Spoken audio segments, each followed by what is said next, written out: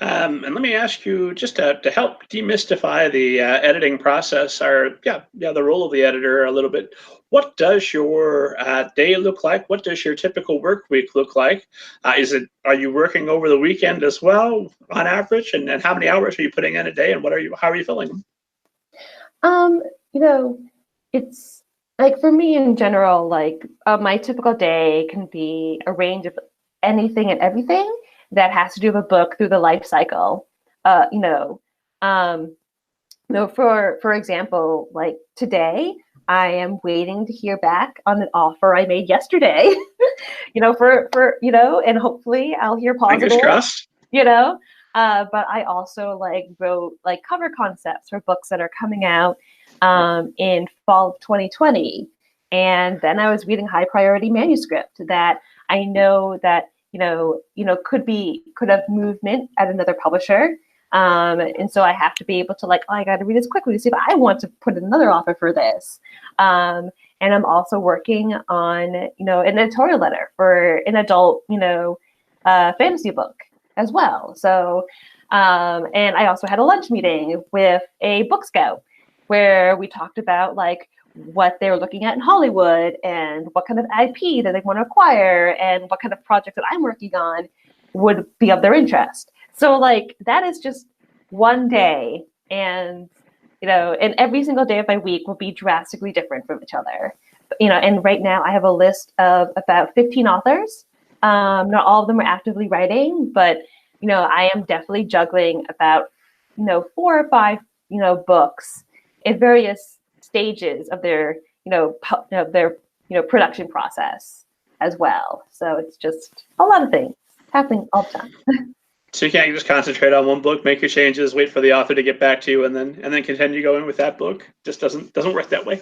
It doesn't really work that way. I'm probably, at any given day, I'm corresponding with at least 3 or 4 authors about whatever questions they have about their book. So that's why you may have heard about the stereotype about the editors editing late hours all the time, or the fact that a common assumption about editorials that oh, you must be reading all the time.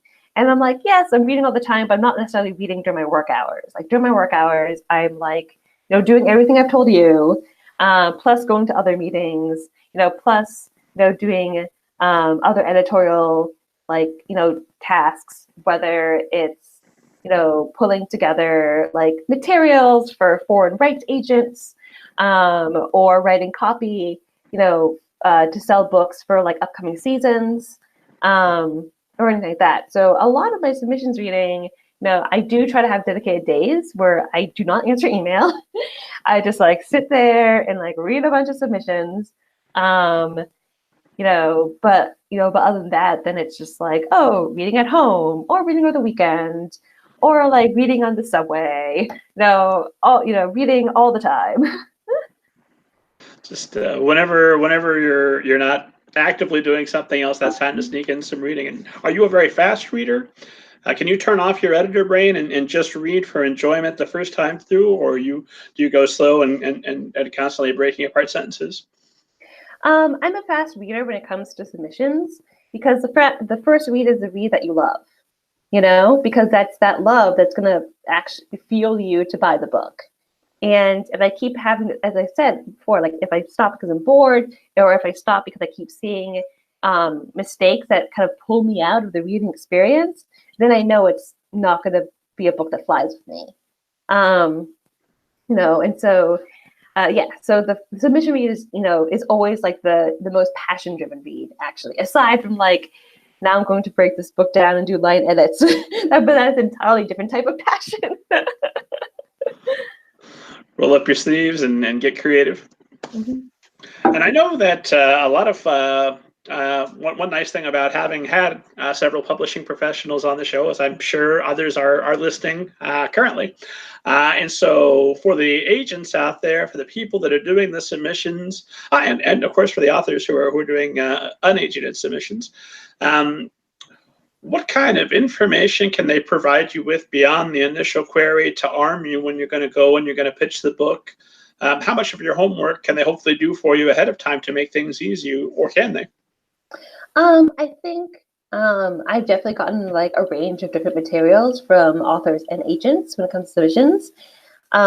So, you know, I have seen like, you know, agents pull together like a little packet where, you know, they would, you know, pull up comp titles, like, you know, pull up like the audience for whatever, or assemble what the author platform would be, like what is their social media presence, what are their professional contacts, all that stuff. Like that is definitely helpful, and that saves me a lot of legwork. And how heavily does that factor in on your initial decision, social media and the rest? It really all comes down to the read. You know, it could be nice to know that author has a certain platform, but I think that's more important for nonfiction than fiction. You know, but it does help to know that, like, hey, this is a very popular short story, you know, author, and this is their debut novel. And you know, that what I would also consider a platform outside of social media, you know, because, you know, it shows me like three things. It shows me, one, that they're professional enough to follow directions. That is how they got published, you know, for their short fiction in the first place. That's important. You know, two, you know, someone else likes them, another editor likes them. So that you know, and especially if they're published, you know, in certain publications that I'm a big fan of, like, hey, if I know that people at Uncanny Magazine really love this author, like, and we share common tastes, like, I will give this author a chance, you know, if they have a longer project, you know, for example. And three, it also shows that they have a fan base. If they get published multiple times in short fiction, you know, it's a sign for me that, like, not only are they professional and other professional editors like them, but that they have enough of a presence in the reading world that the casual sci-fi fan may have heard of their name already, and that only helps me. Got you.